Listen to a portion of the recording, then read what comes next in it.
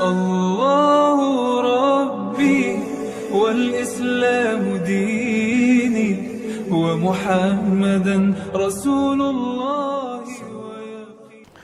Awaludin ma'rifatullah.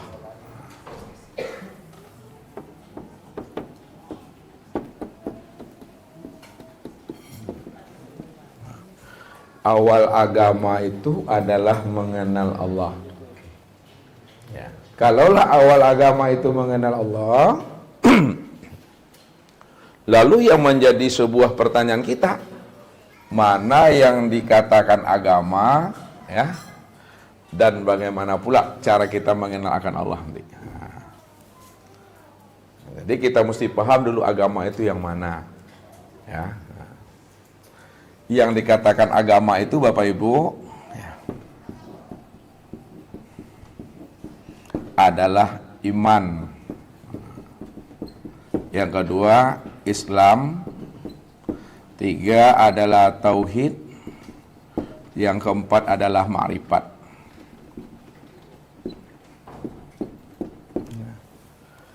Jadi yang dikatakan agama itu adalah iman. Ya.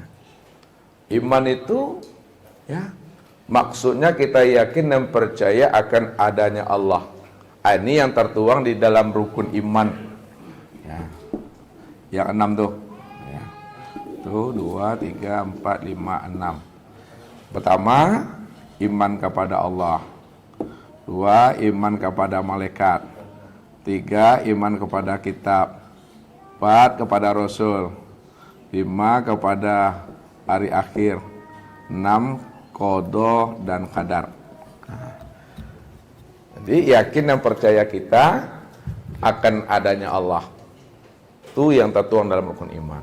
Yang kedua, yang dikatakan agama itu Islam.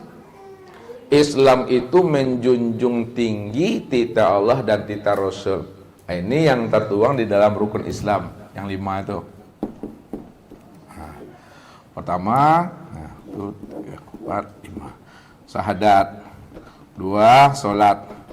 3, puasa. 4, zakat. 5, haji. Itu yang dikatakan Islam. Kemudian yang ketiga adalah tauhid. Jadi yang dikatakan agama itu adalah tauhid. Tauhid itu, ya, maksudnya mengesahkan Allah, mengesahkan zatnya, mengesahkan sifatnya, mengesahkan asmanya, dan mengesahkan af'alnya. Dan yang keempat, yang dikatakan agama itu adalah ma'rifat.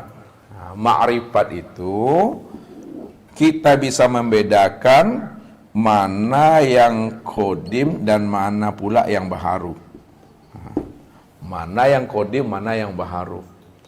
Yang kodim itu, ini yang disebut namanya dengan zat. Yang baharu itu namanya dengan sifat. Jadi mesti bisa kita membedakan antara kodim, baharu, zat dengan sifat. Nyatanya zat itu kena sifat, zohirnya sifat itu adalah kena zat. Ya. Maka yang dikatakan sifat itu sebenarnya adalah zat yang disifati. Kalaulah yang dikatakan sifat itu adalah zat yang disifati, itu artinya sifat itulah yang sebenar-benarnya yang zat itu. Nah, sekarang kita berilah nama biar untuk memudahkannya. Zat itu bernama Allah. Sifat itu bernama Muhammad. Nyatanya Allah karena Muhammad, zahirnya Muhammad itu karena Allah. Untuk melihat Allah, lihatlah kepada Muhammad. Karena Muhammad itu tempat nyatanya memandang Allah itu. Itu namanya ma'rifat. Jadi, kalau ada, ya, orang mengatakan dirinya beragama, tapi dia tidak beriman, belum dikatakan beragama. Oh, dia telah yakin, tapi dia tidak menjunjung tinggi titah Allah dan Rasulnya, belum disebut beragama itu. Oh, dia telah beriman, dia telah menjunjung tinggi perintah Allah dan Rasul, namun dia itu tidak pernah mengesahkan Allah, selalu merampok hak Allah. Ya, itu belum dikatakan beragama. Ya. Kalau dia telah mentauhidkan Allah, lalu dia tidak mengenal Allah, belum juga tuh. Makanya jangan bapak ibu marah kalau kita kadangkala dikatakan orang agama keturunan. Kenapa disebut agama keturunan? Karena ayah ibu kita itu muslim. Makanya ketika kita lahir, kita sudah berada dalam keadaan muslim. Tapi kita mesti beragama itu setelah kita betul-betul ya mengimani Allah, menjunjung tinggi titah Allah, mengesahkan Allah dan mengenal Allah. Barulah sempurna agama kita. Ini yang katakan agama indallah, bukan agama indannas. Agama yang betul-betul sudah di sisi Allah, di mata Allah, pengakuan Allah. Tidak lagi kita agama ini agama keturunan, tapi agama indallah itu. Nah, makanya dikatakan inna dina indallahil Islam. Nah, Islam itu betul-betul indallah, di sisi Allahnya. Itu yang pertama Bapak Ibu. Ya, awal beragama itu mengenal Allah. Sekarang yang dikatakan agama udah tahu iman, Islam, tauhid dan ma'rifat. Kurang salah satunya, tak sempurna agamanya itu. Nah, kemudian mengenal Allah. Nah, bagaimana jalan kita mengenal Allah? Nah, jalan mengenal Allah Bapak Ibu adalah dengan jalan mengenal diri.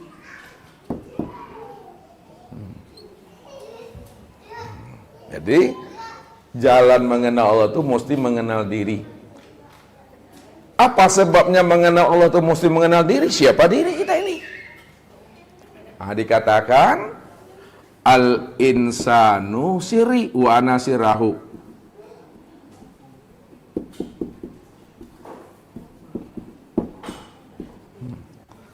Insan itu adalah rahasiaku dan akulah yang menjadi rahasia insan itu. Siapa yang kenal dengan rahasia dirinya, pasti dia kenal aku, karena akulah yang menjadi rahasia dirimu. Maka disitulah jalannya untuk mengenal Allah itu mesti mengenal diri. Siapa yang telah mengenal diri? Pasti dia mengenal akan Tuhannya. Nah, siapa yang telah mengenal diri, pasti dia mengenal Tuhan. Man arafa nafsahu faqad arafa rabbahu. Man arafa nafsahu faqad arafa rabbahu. Siapa yang telah mampu mengenal akan hakikat rahasia dirinya, faqad arafa rabbahu, maka sungguh ia telah mengenal akan Tuhannya. Siapa yang telah mengenal Tuhan? Dengan jalan mengenal diri, ketika itu binasalah dirinya. Binasa diri. Binasa itu artinya karam, mati. Man aropa robbahu pasadal jasad. Man aropa robbahu pasadal jasad. Siapa yang telah mengenal Robnya, maka binasalah jasadnya, matilah akan diri tadi itu. Siapa yang telah mati jasadnya, telah fanah jasadnya, telah lenyap dan telah hilang setar sirna dirinya, maka ketika itu betul-betul nyatalah Tuhan itu. Baru nyata Tuhan itu. Ini yang dikatakan oleh Allah, la ilaha illahu kullu syai'in halikun illa wajahahu.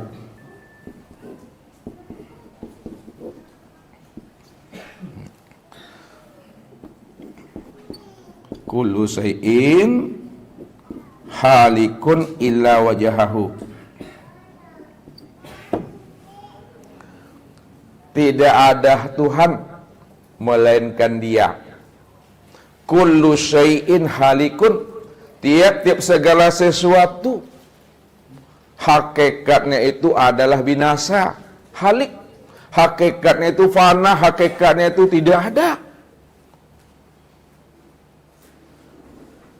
Kalaulah hakikat segala sesuatu itu tidak ada, binasa dan fana, maka siapa yang ada? Illa wajhahu. Yang ada secara mutlak itu tiada lain adalah zat semata-mata. Makanya ketika diri kita telah binasa, diri kita ini telah karam, maka nyatalah Tuhan di situ. Kalau memang Tuhan itu telah nyata, apanya yang nyata? Kemana tempat memandang nyatanya Tuhan itu? Yang nyata itu daripada Tuhan, nyata zatnya, nyata sifatnya, nyata asmanya, dan nyata pula af'alnya. Jadi cuma Tuhan yang ada. Ya, kalau Tuhan yang ada tentu dia nyata, dia wujud. Yang nyata dan yang wujud itu adalah zatnya, sifatnya, asma dan af'alnya. Lalu kemana tempat memandang nyatanya zat, sifat, asma dan af'al? Tempat memandang nyatanya zat Allah, sifat Allah, asma Allah dan af'al Allah itu, tempat memandang nyatanya itu, itulah kepada insan. Kepada insan. Kalaulah tempat memandang nyatanya zat, sifat, asma dan af'al Allah itu pada insan, lalu kita lihat nyatanya zat Allah pada insan, ini yang disebut namanya dengan sir. Makanya dikatakan rahasia diri insan itu tiada lain adalah nyatanya zat itu. Al-insanu siri wa ana sirruhu. Insan itu adalah rahasiaku, aku yang menjadi rahasia insan itu. Yang kedua, ya, tempat nyatanya memandang sifat Allah kepada insan, nyatalah itu pada ruh. Maka ruh itulah yang dikatakan nyatanya tempat memandang sifat Allah. Maka di situ dikatakan ruh itu artinya rahasia wujud hu. Rahasia wujud Allah tuh. Sifat yang 7 pada diri Bapak Ibu tuh. Mana sifat yang 7 pada diri Bapak Ibu tuh? 4, 5, 6, 7. Yang pertama adalah sama. 2 adalah basar. 3 adalah kalam. 4 adalah ilmu. 5 adalah kudrat. 6 adalah iradat. 7 adalah hayat. Makanya ruh kita itu adalah nyatanya sifat Allah tuh. Nah, kemudian asma Allah. Nah, asma Allah ini nyata pada insan, itulah nyata dia pada hati. Dan yang terakhir, nyatanya af'al Allah pada insan itu betul-betul nyata terlihat pada anggota tubuh.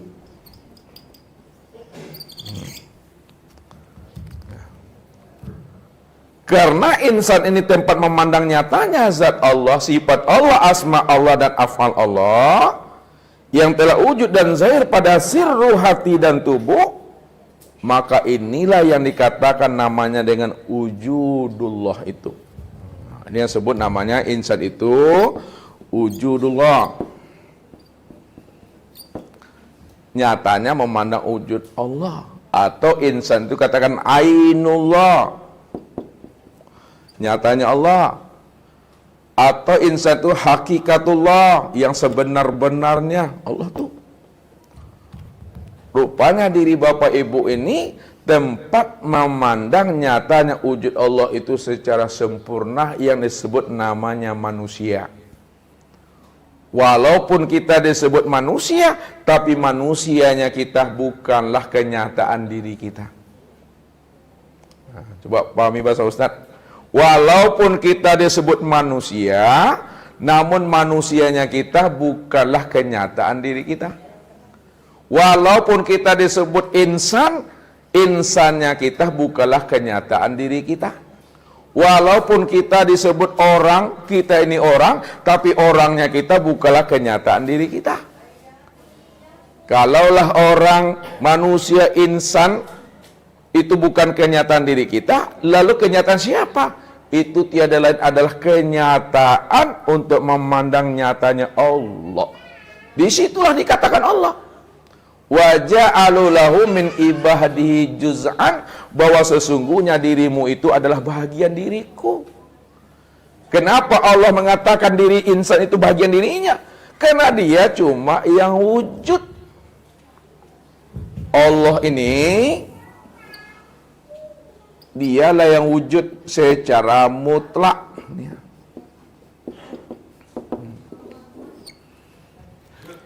Jadi wujud Allah secara mutlak itu maksudnya Bapak Ibu, tidak ada wujud yang lain selain daripada dirinya.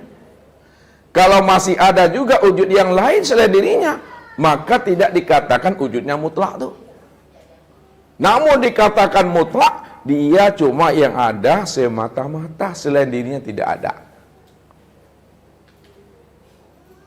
Kalau dia cuma yang ada, dia cuma yang wujud,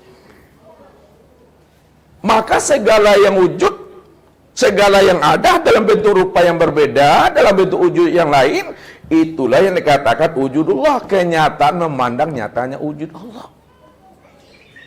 Inilah yang dikatakan dengan suhudul kasrah fil wahdah.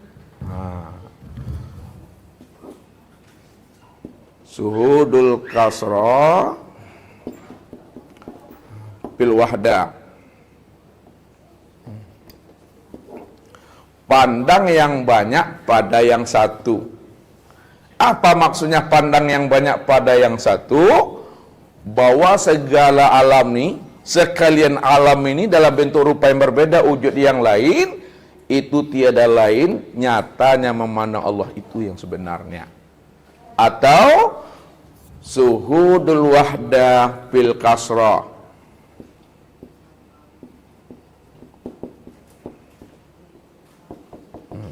Suhudul wahdah fil kasrah, pandang yang satu pada yang banyak. Maksudnya ya, bahwa Allah itulah yang wujud pada segala yang ada nih. Allah itu yang wujud pada segala yang ada. Allah itu yang wujud pada segala yang wujud. Dan segala yang wujud serta segala yang ada, itulah nyatanya wujud Allah itu. Disitulah dikatakan Subhanalladzi khalaqal asya wa huwa ainuhu. Maha suci Allah yang menciptakan dan menjadikan segala sesuatu, padahal dialah yang nyata pada segala sesuatu.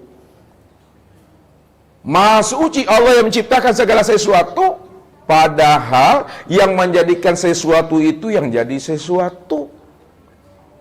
Yang menjadikan insan itu yang jadi insan. Yang menjadikan Adam itu yang jadi Adam, yang menjadikan Muhammad itu yang jadi Muhammad. Makanya dikatakan wa khalaqal insan ala suratir rahman. Wa khalaqal insan ala suratir rahman. Dan dijadikan insan itu sesuai dengan rupa Ar-Rahman. Ar-Rahman itu Allah. Insan itu diciptakan, insan itu dijadikan sesuai dengan rupa Ar-Rahman. Kalau menciptakan dan menjadikan itu bahasa syariat. Dalam bahasa hakikat bukan menciptakan. Dalam bahasa hakikat bahwa insan itu sebenarnya tajalli daripada Ar-Rahman itu. Tajalli itu kenyataan, manifestasi, perwujudan. Min ibadi juz'an, bahagian daripada diriku. Ini pula lah yang dikatakan Allah. Wa khalaqa Adam ka suratihi.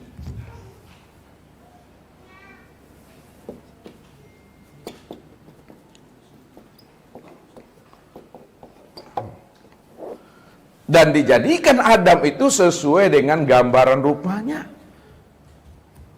Adam itu yang aku itu yang Adam.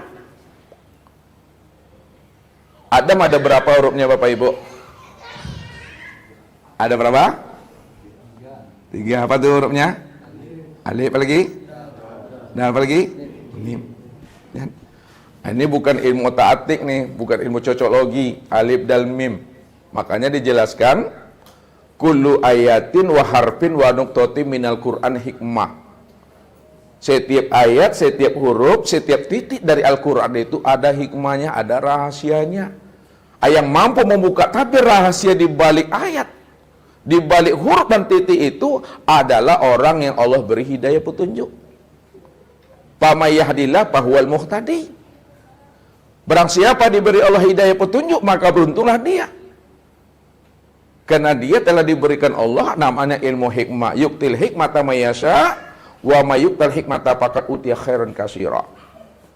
Siapa yang diberikan Allah kepada dirinya ilmu hikmah, maka sungguh dia telah mendapatkan kebaikan yang sangat luar biasa. Tidak sebanding, tidak senilai dengan dunia seisinya ini. Maka alif itu maknanya adalah Allah. Dal itu maknanya dalil. Mim itu maknanya adalah Muhammad. Allah dalil Muhammad. Allah itulah nyatanya Muhammad. Maka dikatakan karena Adam itu aku itu Adam, itu maknanya Allah itu diriku. Adam itu rupaku, Muhammad itu wujudku. Rupanya untuk memandang Allah sudah nyata pada Muhammad ini rupa Adam yang disebut namanya dengan insan. Allahu Rabbi wal Islamu dini wa Muhammadan Rasulullah.